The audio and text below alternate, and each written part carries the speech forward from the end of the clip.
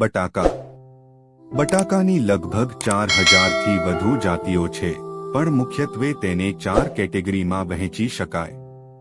તાત્કાલિક વપરાશ માટે, પ્રોસેસિંગ માટે, બીજ માટે, ઔદ્યોગિક ઉપયોગ માટે.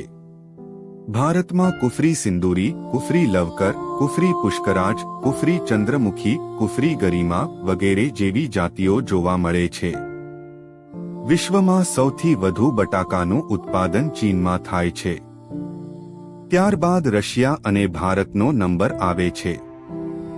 ભારતમાં સૌથી વધુ બટાકાનું ઉત્પાદન ઉત્તર પ્રદેશમાં થાય છે.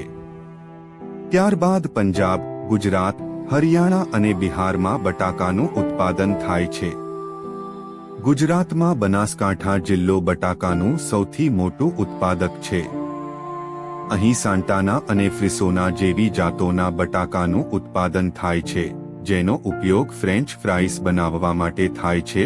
ભારત વિશ્વનો બીજો સૌથી મોટો બટાકા ઉત્પાદક દેશ છે, અને તેમાં ખાસ કરીને ઉત્તર પ્રદેશ અને બિહાર મુખ્ય ભૂમિકા ભજવે છે.